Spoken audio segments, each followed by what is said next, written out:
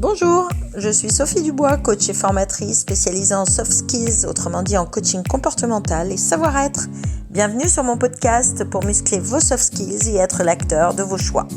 Je publie quasi tous les jours des conseils en développement personnel. Abonnez-vous pour n'en rater aucun sur votre plateforme préférée, Spotify, Deezer, Facebook ou iTunes. Je compte sur vous. Bonne écoute! Bonjour tout le monde, aujourd'hui je souhaite partager avec vous 5 clés pour devenir mémorable. En fait, suite à un coaching que j'ai effectué avec un entrepreneur qui avait besoin d'avoir un message beaucoup plus impactant pour faire découvrir son marché de niche. Du coup, j'en ai fait un podcast car je pense que ça peut intéresser plein de monde. Alors c'est vrai que d'une manière générale, les personnes que vous rencontrez vont rapidement en général vous oublier. Soit parce qu'elles n'ont pas attaché d'importance à la rencontre, soit parce que vous n'êtes pas vous-même assez mémorable. Laisser une trace vraiment indélébile dans les mémoires, c'est être inoubliable et c'est essentiel pour un entrepreneur ou bien un commercial ou bien un candidat qui cherche à faire la différence en recrutement pour offrir ses compétences et son profil. On financera alors votre projet ou alors on achètera vos produits. Ou bien on vous recrutera si on se souvient que vous existez. Alors, faire une waouh impression, comme je vous en ai déjà parlé en première impression, c'est essentiel à tous vos succès. Et en suivant justement ces techniques, vous allez devenir mémorable. Alors, premier point, identifiez justement quelque chose qui vous relie avec votre interlocuteur. C'est une pratique utilisée par les bons commerciaux lors d'une première rencontre avec quiconque. Vous devez être rapidement capable de trouver un point commun que vous partagez avec la personne, quelque chose qui lui est familier, soit vous êtes originaire de la même ville, de la même école, vous avez le même hobby. En tout cas, c'est vraiment basique, parce que ça va créer du lien et ça va créer notamment ce lien de confiance. Alors forcément, ça déclenche un ressenti agréable, trop souvent oublié, qui facilite ensuite le travail sélectif de la mémoire, qui fait en sorte que l'on se rappelle facilement de vous.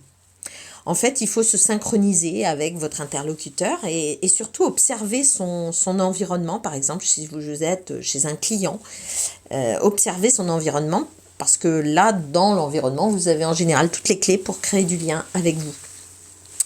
Ensuite, deuxième point, c'est de piquer immédiatement la curiosité de votre interlocuteur. Pour être mémorable, la meilleure façon, c'est de le faire à travers un bon storytelling. Alors bien sûr, le storytelling, ça peut se traduire par raconter des histoires.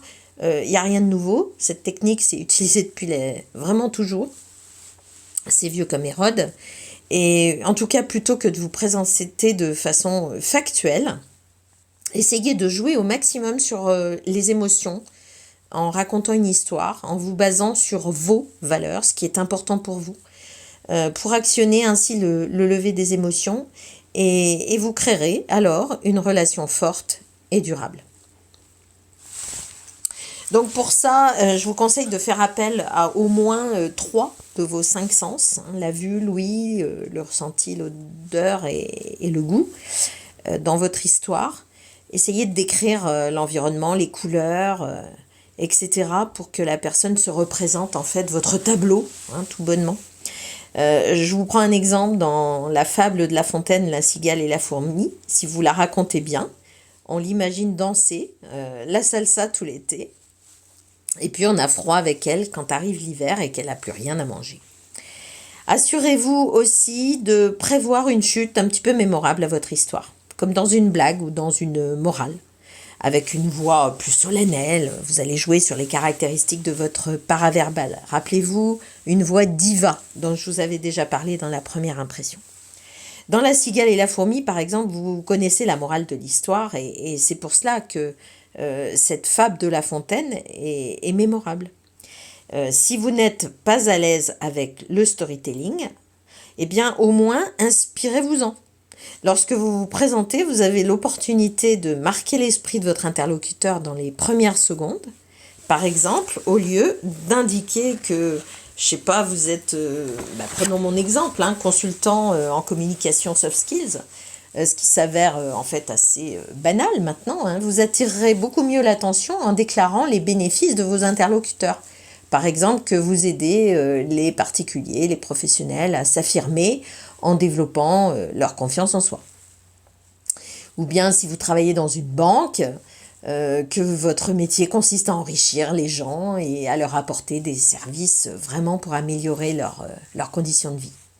Dans tous les cas, il faut trouver un moyen de piquer la curiosité afin que l'on vous en demande davantage.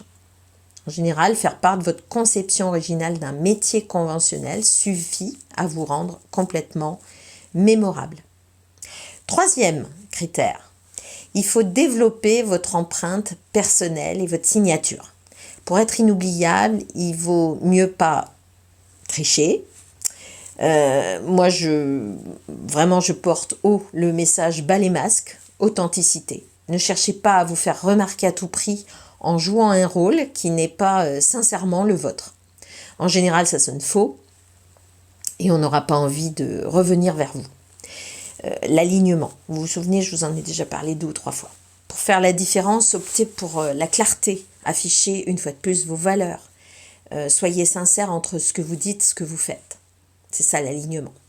On se souviendra plus facilement de celle ou de celui qui incarne des valeurs et les assume dans son attitude au quotidien. La façon aussi dont vous vous habillez, femme ou homme, peut vous aider à affirmer votre différence, à marquer votre interlocuteur. Bien sûr, il faut que ce signe distinctif soit naturel et en ligne surtout avec les dress codes de votre métier. Il est possible de trouver une différence, surtout si vous cassez la tradition sans pour autant inquiéter vos interlocuteurs et les rendre méfiants. Regardez, l'exemple marquant, ça a été Steve Jobs, qui fut un maître en la matière, puisque tout le monde se souvient de son jean et de son col roulé lorsqu'il faisait ses lancements de produits. Ou bien Mark Zuckerberg, le patron de Facebook, qui était vraiment toujours dans son entreprise avec ses collaborateurs en t-shirt et en tongs. Il a eu du mal à mettre une tenue beaucoup plus professionnelle pour décrocher des fonds de soutien ou aller en conférencier au niveau international. On se souvient mieux d'un banquier qui porte, une chemise de couleur ou une cravate assortie, plutôt que celui qui s'habille comme tous les banquiers, code bleu ciel, bleu marine, gris anthracite, etc. Beaucoup plus formel. Ça, c'est vrai, je vous rejoins, ça ne suffit pas. Mais la forme compte autant que le fond. Vous en rappelez pour imprimer une image inoubliable et vraiment signer votre image personnelle. C'est tout l'art d'appartenir à un groupe tout en gardant votre particularité. Donc vous serez inoubliable si vous parvenez à être unique sans passer pour autant pour un original. Si vous êtes une femme, optez pour un détail original comme une jolie broche sur votre tailleur.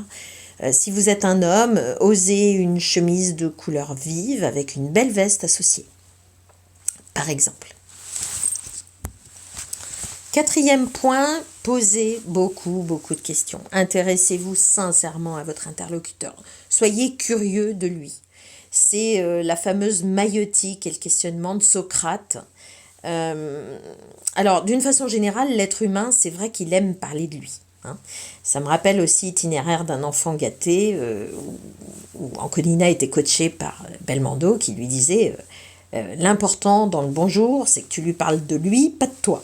Donc c'est vrai que l'humain aime parler de lui. Par conséquent, vous allez être remarqué à plus forte raison si vos questions, par leur pertinence, donnent aux autres l'opportunité de se valoriser en répondant.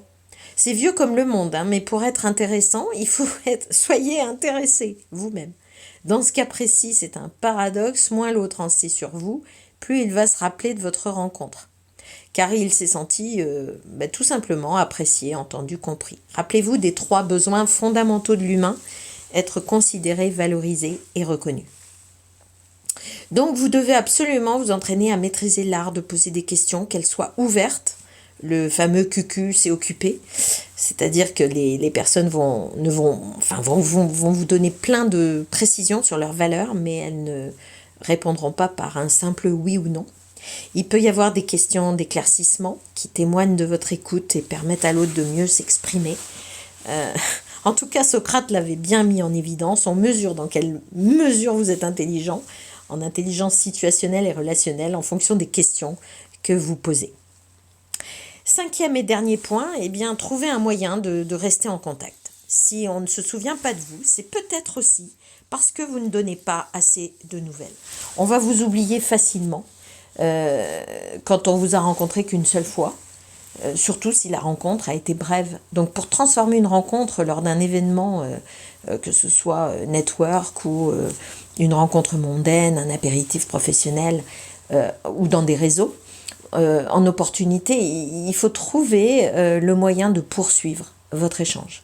Donc, je ne sais pas, trouver un moyen de noter les coordonnées, de l'identifier, avec un petit moyen mémotechnique, justement.